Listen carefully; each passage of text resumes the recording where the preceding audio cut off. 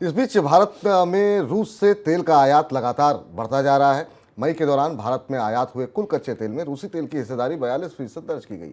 ऐसी खबरें हैं कि रूस जल्द ही कच्चे तेल पर दिए जा रहे डिस्काउंट को बंद कर सकता है। सर, अगर डिस्काउंट बंद हो जाएगा उसके बाद भारत के लिए क्या बड़ी चुनौतियां सामने आ सकती हैं? भारत रूस से तेल खरीद कर कुछ उलझन में अब दिखता है। दो तरीके की उलझन दिख रही हैं। हाँ, ये तो हमें पता है कि पिछले एक साल के अंदर रूस यूक्रेन युद्ध के बाद भारत की रूस पर कच्चे तेल की निर्भरता बढ़ती चली गई है और ओपेक से तेल कम आया है। उसका फ़ायदा ये हुआ भारत को, क्योंकि रूस का कच्चा तेल सस्ता था, बाजार में डिस्काउंट पर मिल रहा था और भारतीय तेल कंपनियों ने उसका बड़ा आयात किया। सरकारी और निजी कंपनियों ने उस तेल को बदला और डीजल में बदलकर यूरोप के बाज़ारों में आयात किया और इस पूरे कारोबार पर सरकार ने टैक्स भी लगाया और इस टैक्स से पैसा लेने की कोशिश की।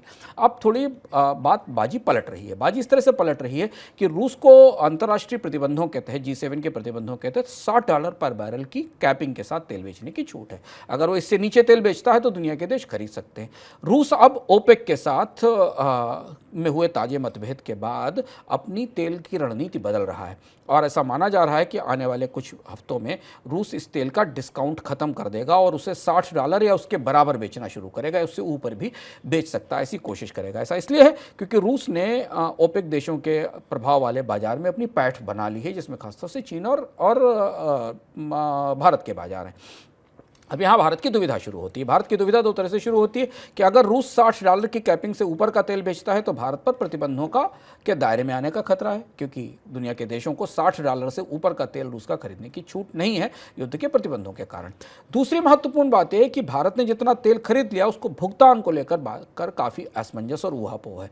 हमें याद है कि रूस के विदेश मंत्री लावरोव जब आए थे मई के महीने में, तो उन्होंने स्पष्ट कर दिया था कि रूस रुपए में पेमेंट नहीं लेगा, जो रूपी रूबल ट्रेड की व्यवस्था है वो नहीं चलेगी। अब भारत ने जो इतना तेल खरीद लिया और रूस के तेल पर निर्भरता बना ली, उसके बदले उसे भुगतान करना है। तो वो भुगतान करने के लिए रूस ने युआन की मांग की थी, जो भारत इस्तेमाल नहीं कर सकता। तो भारत किस करेंसी में भुगतान करेगा? दिरहम की बात चल रही, दिरहम में कुछ पेमेंट भी किया गया है। तो रूस का सस्ता तेल आया तो है, इस्तेमाल तो हुआ है। पेट्रोल डीजल की कीमतें बाजार में कम नहीं हुई हैं, कंपनियों ने उसका इस्तेमाल किया है, बचत की है, तेल कंपनियों के मुनाफे बढ़े हमने देखा है। लेकिन अब उलझन ये है कि खरीदा गया तेल, इसके लिए किस मुद्रा का इस्तेमाल किया जाएगा, किस मुद्रा में रूस का उसको भुगतान किया जाएगा। अमेरिकी डॉलर में भुगतान संभव नहीं है क्योंकि रूस प्रतिबंध में, और रूस अमेरिकी डॉलर का इस्तेमाल दुनिया में नहीं कर सकता, उसके ऊपर सैंक्शंस लगे हुए हैं।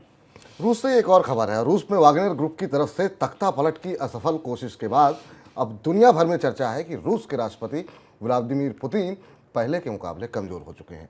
चर्चा इस बात की भी होने लगी है कि 16 महीने से चला आ रहा रूस यूक्रेन युद्ध अब समाप्त हो सकता है, और ऐसा हुआ तो वैश्विक स्तर पर कमोडिटीज़ में बिकवाली बढ़ सकती है, जिस वजह से कमोडिटीज़ की कीमतों पर दबाव देखने को मिलेगा। सर, रूस की जो तख्ता पलट की कोशिश थी, कमोडिटी बाजार, शेयर बाजार किस तरीके से देख रहा है उसको? रूस की से जो सुर्खियां हैं वो अब दूसरी तरफ मूव कर रही। पिछले हैं 2-3 दिन पहले तक जो सुर्खियां बन रही थी वो रूस में एक वैगनर ग्रुप की बगावत की थी।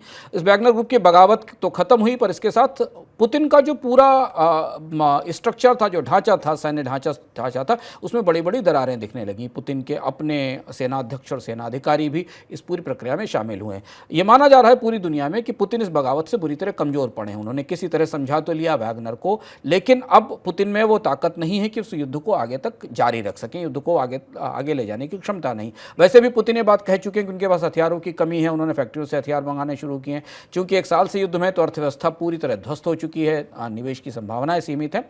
ये खबर रूस से बाहर बाजारों के लिए एक अच्छी खबर बनकर आई। पुतिन की कमजोरी बाजारों को अच्छी लग रही है, यानी वैगनर की बगावत से पुतिन जो डगमगाए हैं, उसे लेकर अब शेयर बाजार में, कमोडिटी बाजार में बड़ी जो कमोडिटीज़ हैं उनमें जो सौदे हैं उन्हें बेचने की सिफारिश और सलाह दी जा रही है। माना जा रहा है कि कमोडिटी बाजार में युद्ध से बना जो एक बूम साइकिल था वो अब खत्म होने के करीब जा रहा है। यानी अगर पुतिन युद्ध रोकने पर मजबूर होते हैं, अपने पैर पीछे खींचते हैं, तो कमोडिटीज़ को लेकर जो तेजी बनी थी वो गिर सकती है। आमतौर पर अगर आप सोने की कीमत देखें, निकल, कोबाल्ट, पैलेडियम, एल्युमिनियम, कई सारी धातुएं हैं जिनमें अब दुनिया में निवेशक बिकवाली की सलाह दे रहे हैं, क्योंकि रूस यूक्रेन युद्ध शायद अब खत्म होने के करीब पहुंच रहा है। केवल कॉपर और यूरेनियम 2 ऐसे महत्वपूर्ण मिनरल्स हैं जिन्हें लेकर ये सलाह दी जा रही है कि उनकी कीमतें ऊपर बढ़ेंगी।